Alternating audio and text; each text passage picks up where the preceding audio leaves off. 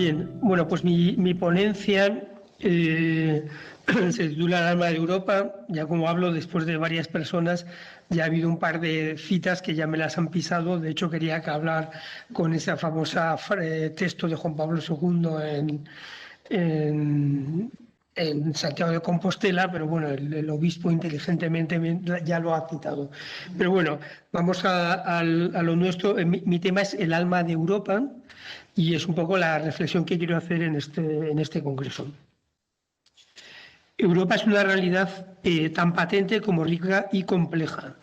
Desde sus orígenes históricos hasta su actual configuración está surcada por múltiples pueblos y etnias, culturas y tradiciones, lenguas y modos de gobierno, historias insondables y enfrentadas, alianzas y guerras. Aún así, su entidad y su personalidad es clara y visible, particularmente desde su reciente unión económico-política, y suele ser común apelar a sus tres fuentes y raíces esenciales: Grecia, Roma y el cristianismo. Joseph Steiner lo ha dicho muy bellamente: en el fundamento de Europa hay tres colinas: el Partenón, el Gólgota y el Capitolio. Europa, en efecto, no sería comprensible sin sus raíces griegas, que han aportado principalmente la racionalidad, el uso sistemático de la razón en la búsqueda de una verdad desnuda y sin paliativos, sin tutelas ni influencias externas. Roma aportó el orden, la unificación territorial y cultural, la ley. Y el cristianismo, la fe que unificó y creó a la Europa actual en el largo y lento transcurrir de la Edad Media. Y junto a ella un peculiar conjunto de valores éticos y antropológicos únicos en la historia de la humanidad. Hay mucho más, por supuesto, en particular la decisiva influencia de los godos o bárbaros que dieron al traste con el Imperio Romano, que ya estaba muriendo por sus propias debilidades internas. Sin bien, al destruir, contribuyeron a la creación de las nuevas naciones de las que surgiría Europa. También son relevantes las particulares relaciones o creaciones de las naciones individuales y su influencia en el conjunto. Por ejemplo, el descubrimiento de América y el Imperio Español, el Imperio Británico, el peculiar y diferente mundo eslavo, el arte y creatividad italiana, etc.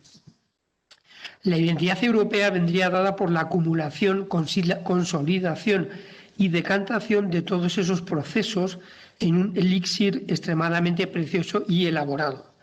Un perfume magnífico y real, ciertamente difícil de describir y aún más de definir.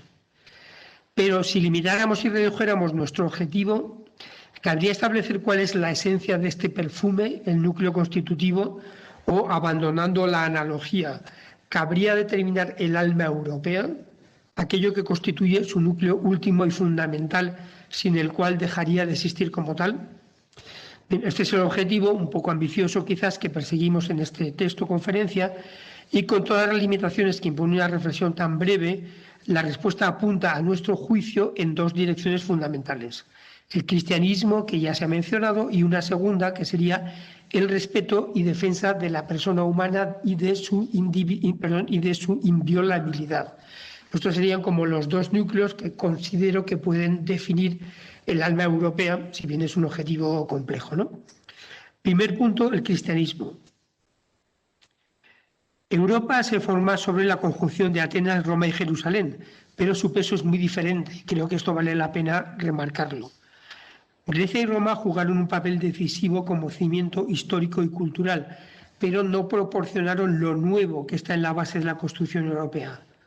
Ofrecían lo más valioso y precioso de las culturas antiguas, pero su tiempo había pasado. El cristianismo, por el contrario, ofrecía el empuje y la fuerza sociocultural de una doctrina nueva, capaz de generar una entidad política nueva, que sería precisamente Europa y las naciones europeas. En otros términos, históricamente hablando, Europa surge al compás de las nuevas naciones que se forman de la fusión de la antigua Roma, ya caída, y del impulso godo y germánico, dando lugar a las nuevas entidades sociopolíticas que se constituyen intrínsecamente como pueblos y naciones cristianas. No es por ello anecdótico, y aquí barro un poco para adentro también, que la primera vez que se habla de Europa como una unidad fue con el relato realizado por el mozárabe español Isidoro Pacense, quien describió en su crónica pancense o crónica mozárabe del 754 lo acaecido en la batalla de Tours, Francia, sucedida el 10 de octubre del 732, contraponiendo los victoriosos cristianos europenses liderados por el franco Carlos Martel a los árabes y musulmanes africanos comandados por el valí gobernador de Al-Ándalus, Abderrahman ibn Abdullah al-Ghaft. Bueno, aparte del nombre, lo interesante es que parece ser que históricamente esta es la primera vez que aparece una referencia global al conjunto de Europa como los europenses. Los europeos lucharon contra los árabes y musulmanes en una guerra identitaria y religiosa que manifiesta no solo el lógico rechazo a la invasión de un ejército extranjero, sino su profundo deseo de mantener su cultura y religión cristiana. El mismo deseo que impulsará, como ha mostrado muy bien Julián Marías, el largo y difícil proceso de la conquista o restauración española, el restablecimiento de la Hispania cristiana de los godos.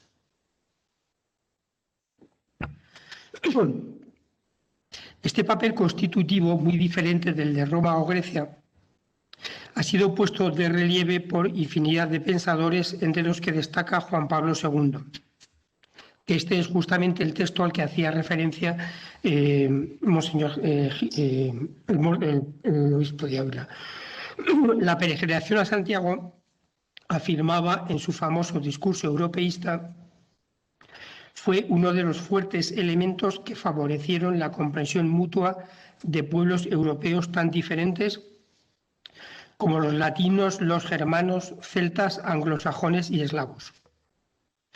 La peregrinación acercaba, relacionaba y unía entre sí a aquellas gentes que siglo tras siglo, convencidas por la predicación de los testigos de Cristo, abrazaban el Evangelio y contemporáneamente se puede afirmar surgían como pueblos y naciones. La historia de la formación de las naciones europeas va a la par con su evangelización hasta el punto de que las fronteras europeas coinciden con las de penetración del Evangelio. Y continuaba Juan Pablo II. Después de 20 siglos de historia, no obstante los conflictos sangrientos que han enfrentado a los pueblos de Europa y a pesar de las crisis espirituales que han marcado la vida del continente, se debe afirmar que la identidad europea es incomprensible sin el cristianismo y que precisamente en él se hallan aquellas raíces comunes de las que ha madurado la civilización del continente, su cultura, su dinamismo, su actividad, su capacidad de expansión constructiva y todo lo que constituye su gloria.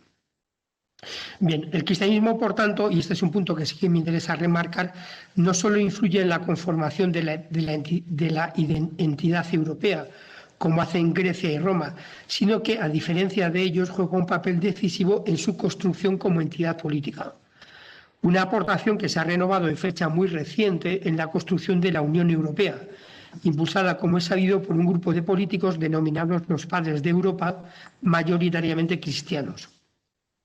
De hecho, y aunque hay ciertas discrepancias sobre quién forma parte de ese grupo privilegiado, el núcleo esencial lo constituyen sin duda Adenauer, de Gasperi, Monnet y Schuman. Y todos ellos, excepto Monnet, eran profundamente cristianos, hasta el punto de que Robert Schuman, por ejemplo, ya ha sido beatificado. Bien, el segundo punto es el valor inalienable de la persona humana. El segundo núcleo fundamental del alma europea es, a nuestro juicio, la defensa del valor inalienable de la persona humana y de su dignidad. Es una afirmación contundente y, por supuesto, problemática.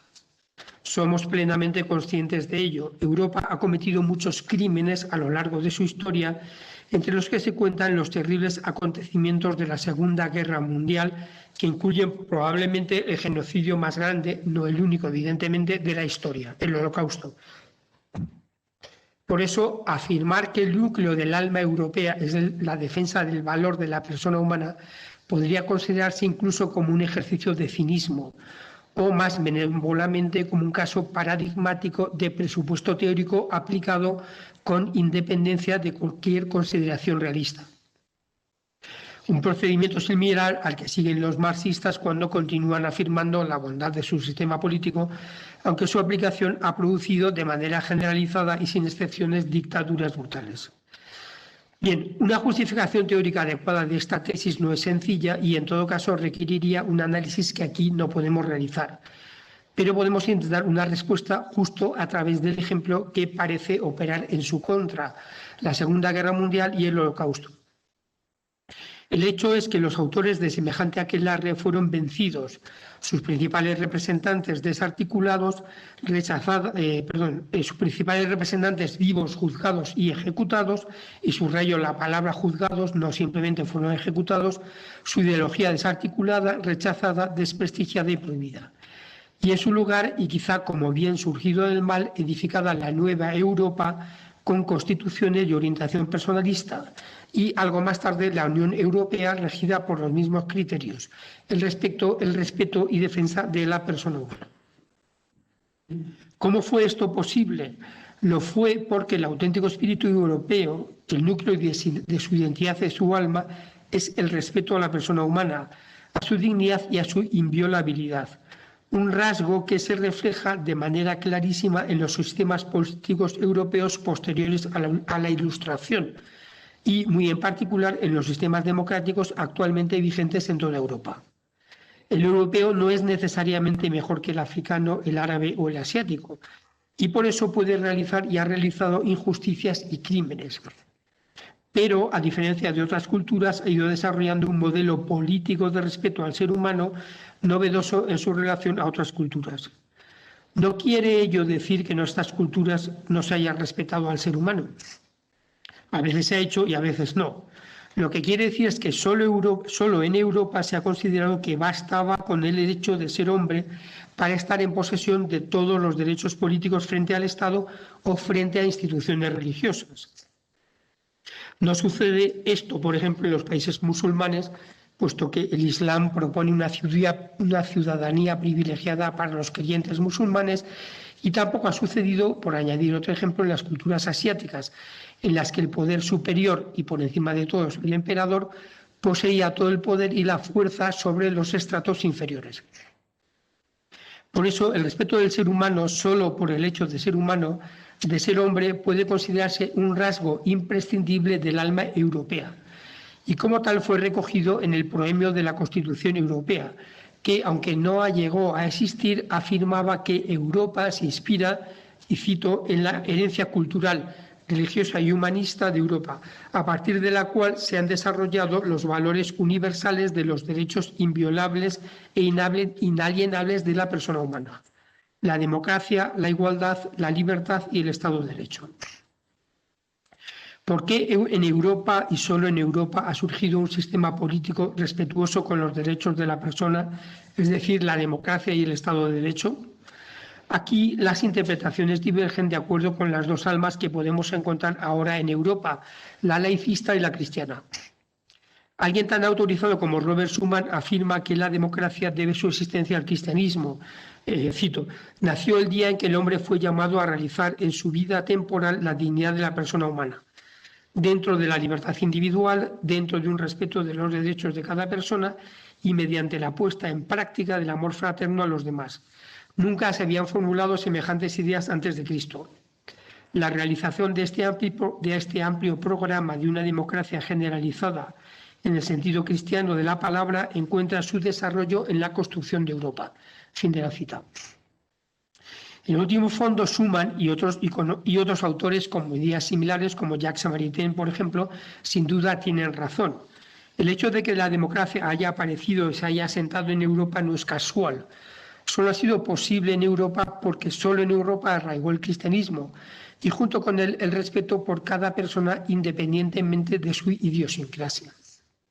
Todo ello no quita, sin embargo, que el origen jurídico continental de la democracia, el caso diferente es el inglés, no haya estado ligado de hecho a corrientes de pensamiento cristiano, sino más bien anticristiano, como es el caso de la Revolución Francesa.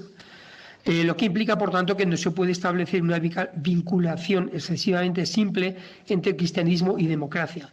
O sea, es cierto que el último origen del cristianismo, de la democracia, creo que hay que buscarlo en el cristianismo, pero la historia política de este concepto es compleja.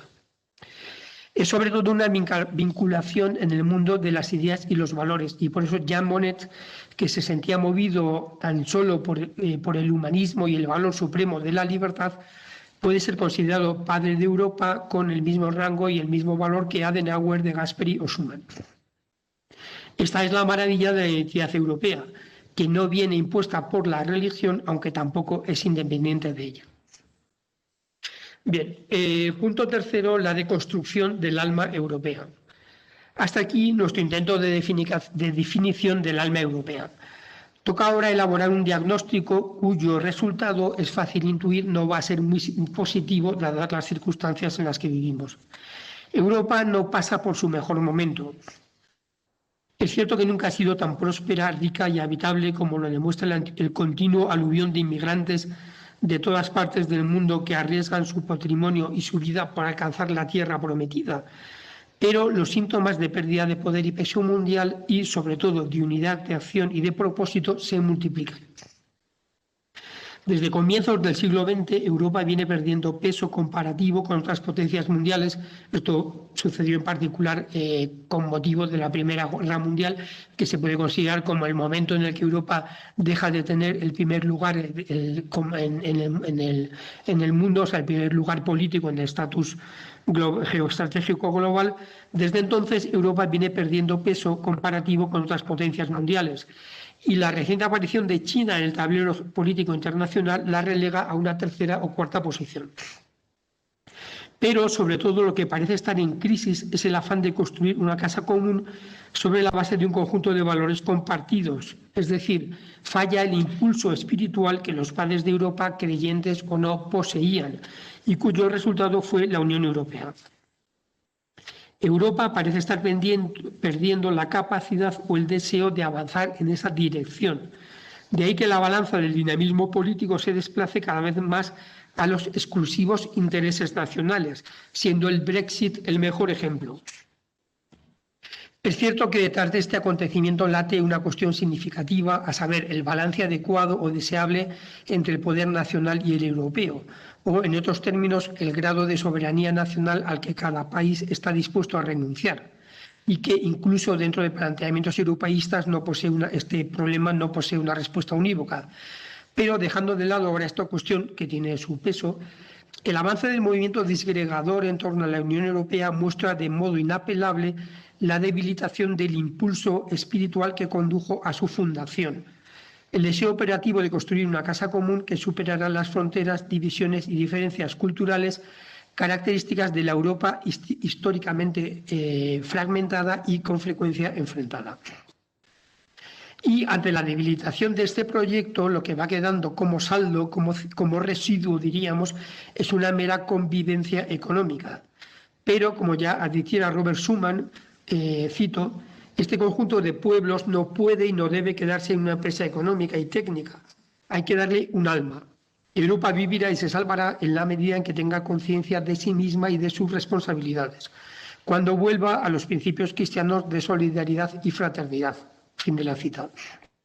Parece, sin embargo, que este alma al que apelaba Schuman se encuentra ante notables dificultades. ¿Es esto cierto?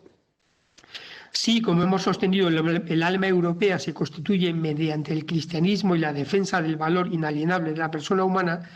El mejor modo de sondear su fortaleza será tomar el pulso a estos dos factores y sacar las consecuencias. Primer punto, la crisis del cristianismo. Bueno, ya con el título está indicado la situación, que no es muy buena, pero vamos a nivel europeo, pero vamos a intentar analizarla. Bien, el diagnóstico acerca del cristianismo parece fácil de realizar.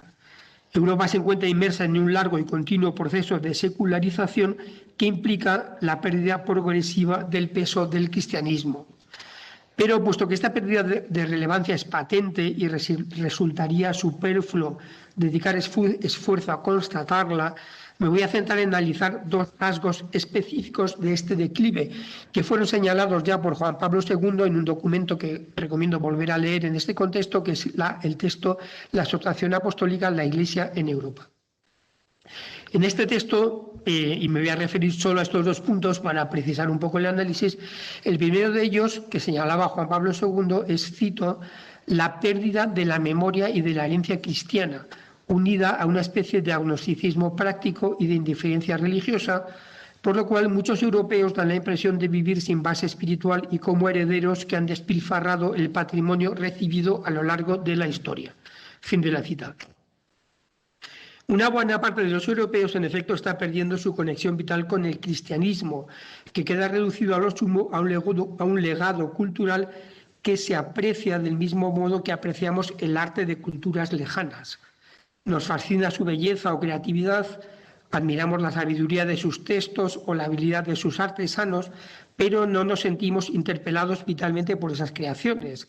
El mensaje existencial de esos artistas y sabios se diluyó y se perdió a través de los siglos, y a nosotros solo nos llega un eco apenas perceptible, el susurro de una cultura que brilló en su momento, pero que ya es solo historia.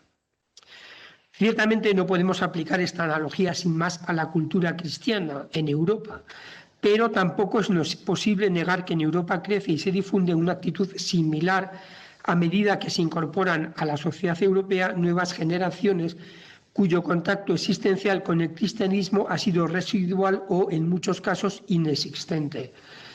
De ahí que la apabullante riqueza cultural generada por el cristianismo sea para ellos nada más que un patrimonio histórico que conocer y preservar.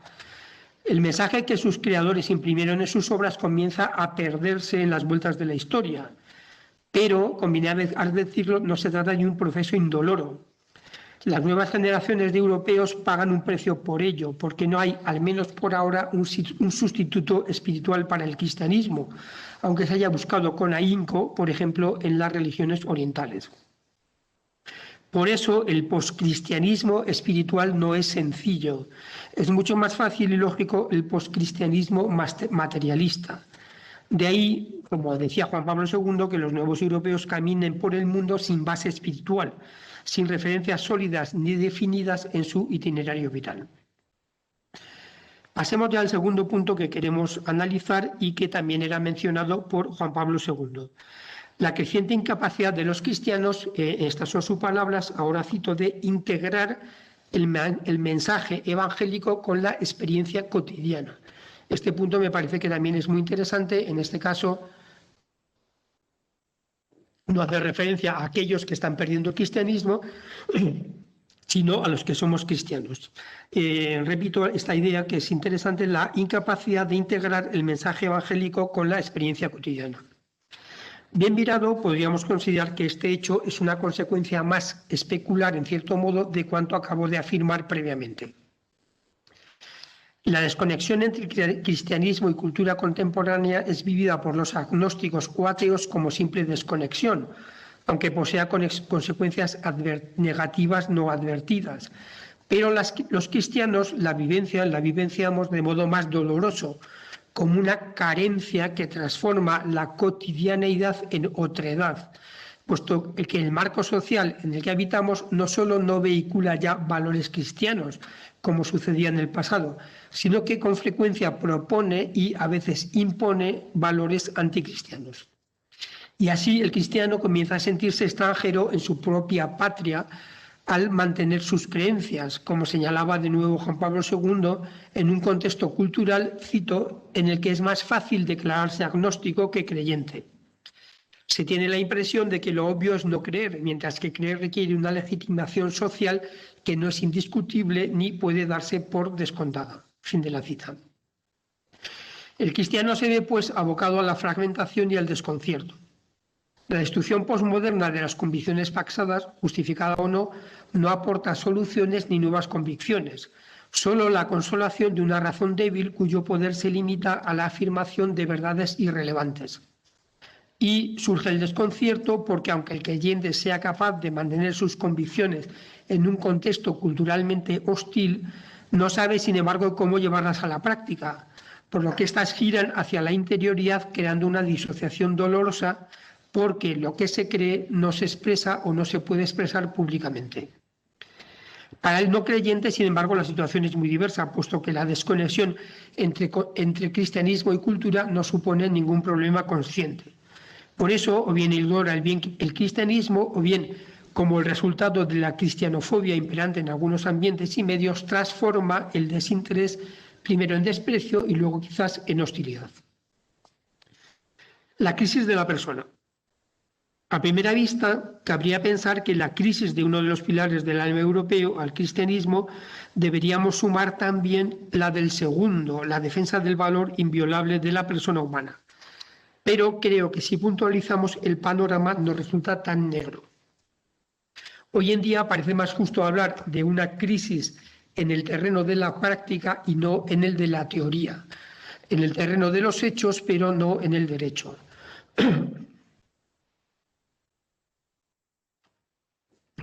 La inviolabilidad de la persona, como prueba el prólogo de la Constitución Europea, sigue siendo un principio inamovible de la identidad europea.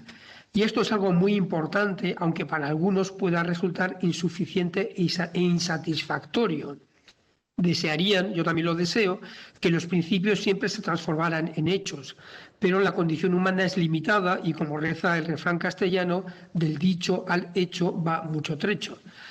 Pero no por ello se debe infravalorar el peso de los principios, pues marcan el camino ideal que una sociedad desea recorrer y de este modo proponen un modelo de comportamiento para los ciudadanos. Que ese modelo sea correcto, aunque no se alcance en la práctica, no es asunto que se deba desdeñar a la ligera. Posee un valor incalculable. Imaginemos que el proemio de la Constitución Europea que no vio la luz, o su equivalente en las constituciones nacionales europeas que sí son operativas, fuese sustituido por un principio de este tipo. Los hombres, como es manifiesto, son naturalmente desiguales y poseen distintas fuerzas y capacidades. Esta Constitución considera de justicia que el más fuerte, dotado y con capacidades superiores, posee el derecho de mandar y someter al que posee capacidades inferiores. Bien, esto que ha sucedido en Europa, por ahora afortunadamente no sucede y se mantienen esos principios. Afortunadamente, como decía, este no es el caso.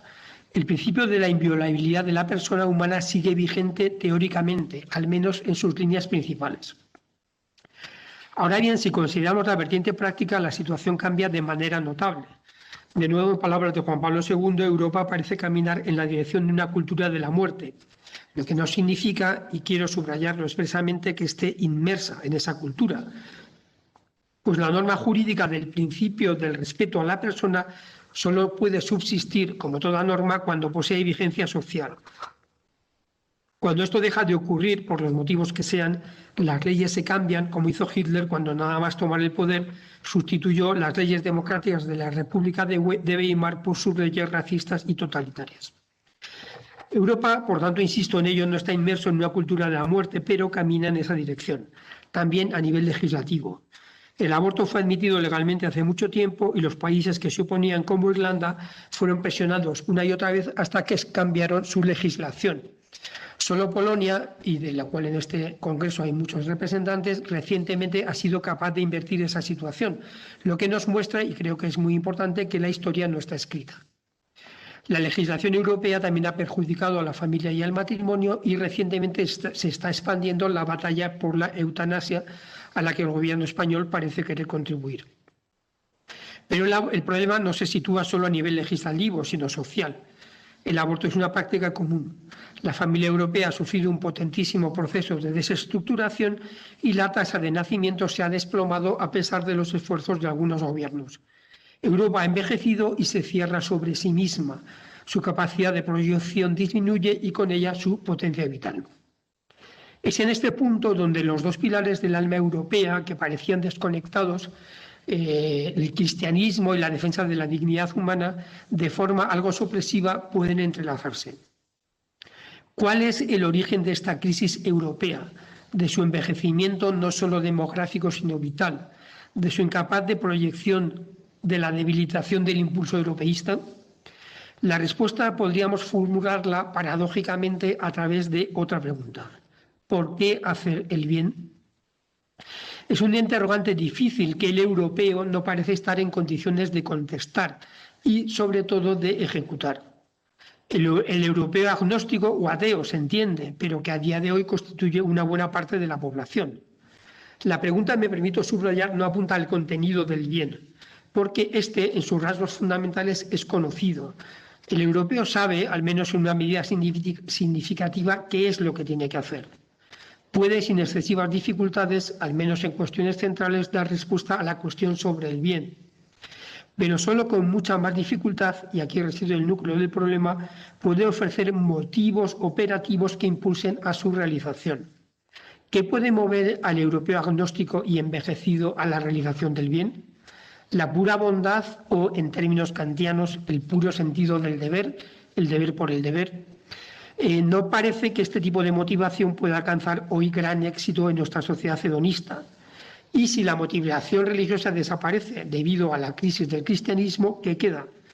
¿Qué motivo puede impulsar al europeo contemporáneo a la realización del bien difícil?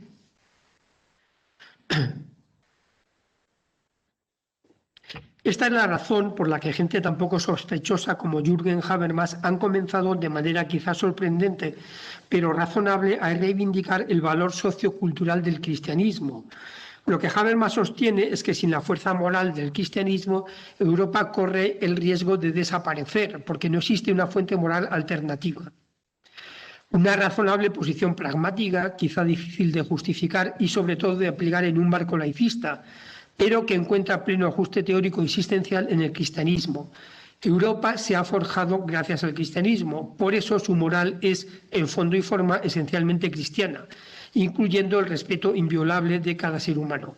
Solo gracias al cristianismo esta moral sustituyó a las costumbres romanas y griegas, pero especialmente a las romanas cultas y sofisticadas, pero capaces de aprobar sin temblores de conciencia la crucifixión de quienes se oponían a sus intereses.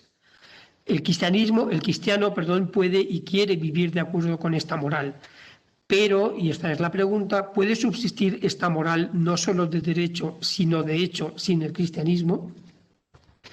Bien, concluyo el cuarto punto, ideas para la reconstrucción.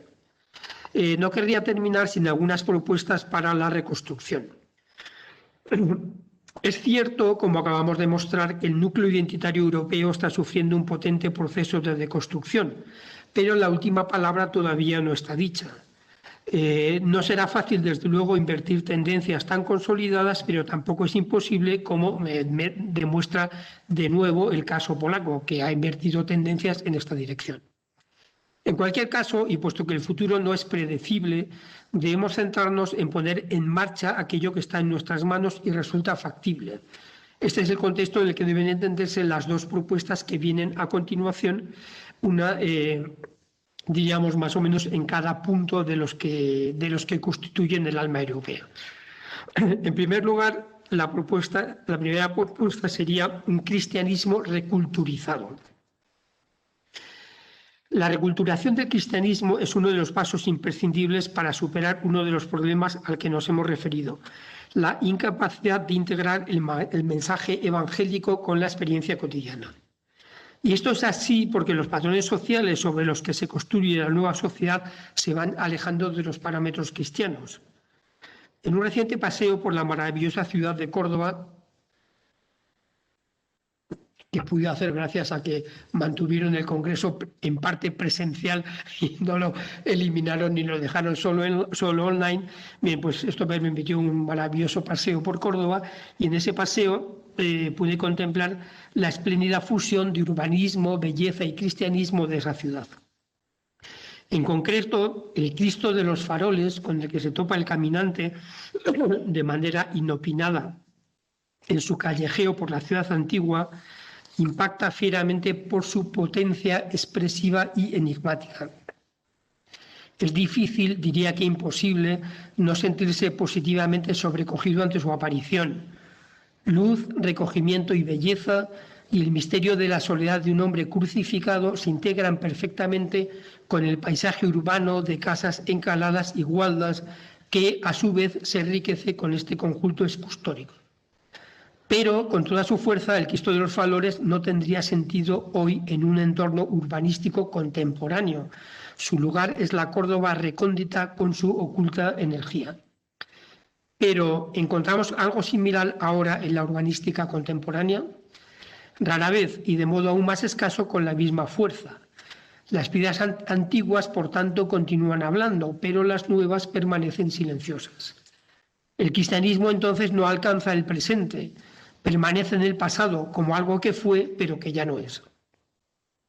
El ejemplo es extensible al amplísimo terreno de la cultura: cine, literatura, pintura, fotografía. Si el cristianismo no logra hacerse presente en estos contextos, no solo certifica con ello su incapacidad de adaptarse al mundo contemporáneo, sino que fortalece ese proceso, puesto que su insolvencia creativa impide la generación de nuevos códigos capaces de vincular al cristiano con su entorno cultural. Y no me estoy refiriendo solo al arte o cultura sacra, sino al ámbito general de la cultura y del entramado social. Con toda la importancia que puede tener lo sacro, lo específicamente sacro, supone una parte pequeña de la vida cotidiana. La integración con la cultura y con los nuevos códigos sociales debe realizarse, diría que sobre todo, en el entramado cotidiano, aunque también, por supuesto, en el arte sacro, porque si éste no se renueva, envía un mensaje con dos posibles significados, ambos inequívocamente negativos.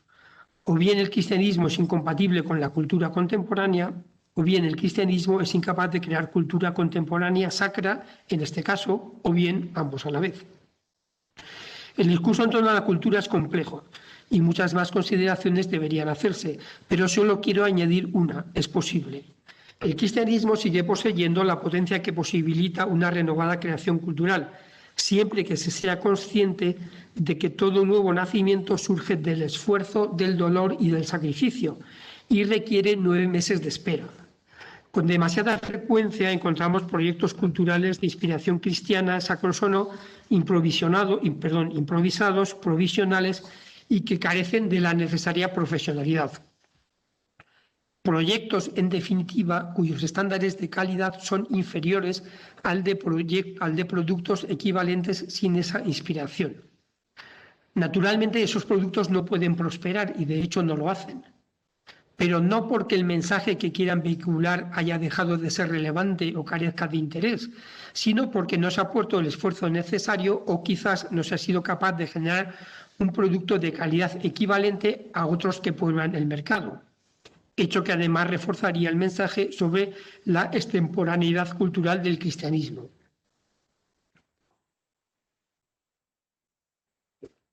Pero, insisto, no es una situación ni necesaria ni inevitable. Consideremos en el ámbito cinematográfico películas tan distintas como La Pasión, que seguramente la habrán visto, Resucitado, que no sé si la han visto, pero que si no la han visto también vale la pena verla, y otra película que no totalmente diferente, que es Los Increíbles, que probablemente también la hayan visto. Bien, pues todas ellas son buenas películas, especialmente en la primera y en la última, y en las tres hay un claro contenido cristiano. Explícito en las dos primeras, La Pasión y Resucitado, pero también real en la tercera, puesto que se promueve un modelo de familia estable y feliz en medio de las dificultades, lo cual evidentemente es un mensaje cristiano. El resultado, un éxito de taquilla, no solo provechoso y conveniente para la difusión del mensaje, sino también para la recaudación, puesto que también sin dinero no hay reculturización. Bien, segundo punto y ya último, un personalismo integral. El segundo punto que quiero proponer en la tarea de reconstrucción es un humanismo con nombre y apellidos, el personalismo integral. Los organizadores del Congreso han visto con penetración que la construcción de Europa pasa por un humanismo integral, expresión que toma el conocido proyecto de Jacques Maritain, que tiene un libro justamente con este título, Humanismo Integral. Fue este humanismo, no lo olvidemos, el que estuvo en el inicio de la Unión Europea, pero actualmente se encuentra debilitado por las razones que ya hemos apuntado y que por tanto no repetiremos, pero a las que cabe añadir un nuevo elemento. Si cada nueva generación no piensa y reformula la tradición, ésta pierde su fuerza vital, se desarraiga y se torna poco a poco incomprensible. Toda tradición debe reformularse y reescribirse en el nuevo lenguaje que cada generación elabora, pero esto no parece que esté sucediendo, o al menos sucediendo con la fuerza suficiente, para ese humanismo fundacional de Europa. Los motivos pueden ser diversos, pero uno de ellos, que a mí me parece importante, es que el humanismo puede resultar una propuesta teórica excesivamente difusa y, por lo tanto, de difícil reelaboración. Incluso si dejamos de lado humanismos como el de Sartre o el de Heidegger y nos ceñimos a humanismos judeocristianos, que son los que han conformado, de hecho, Europa y la Unión Europea, nos podemos encontrar con la dificultad de definir de manera potente en qué consisten, puesto que el pensamiento judío-cristiano tiene presupuestos comunes, pero evidentemente no es unitario. No solo hubo disputas entre los filósofos cristianos en el medioevo, como ya demostró Etienne Gilson, también las ha habido en el siglo XX y las habrá afortunadamente en el siglo XXI, pues el camino del pensamiento cristiano y el humanismo que de él se deriva es ancho y admite diversos caminos.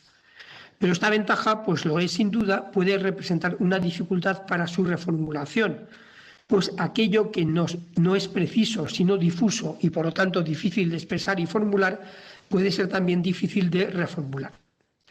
Por todo ello, nosotros queremos proponer para esta empresa de reconstrucción europea un humanismo preciso y concreto al que el personalismo integral.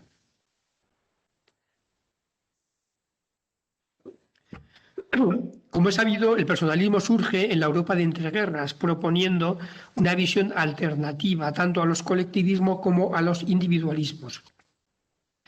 Toma forma bajo el impulso de Manuel Munier y se expande por Europa alcanzando notoriedad y eficacia en los años 40, 50 y parte de los 60. Después llega el declive y a partir de los años 90 su relanzamiento y revitalización.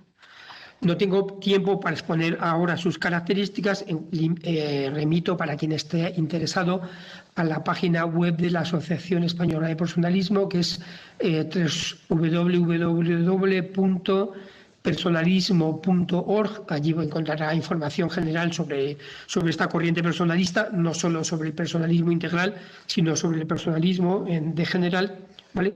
Y por ello me limito a apuntar lo siguiente. En primer lugar, el personalismo constituye un ejemplo exitoso de reculturalización. Sin ser una teología, ha sido capaz de elaborar en los siglos XX y XXI una visión de la persona coherente con los principios cristianos, pero diseñada en clave contemporánea.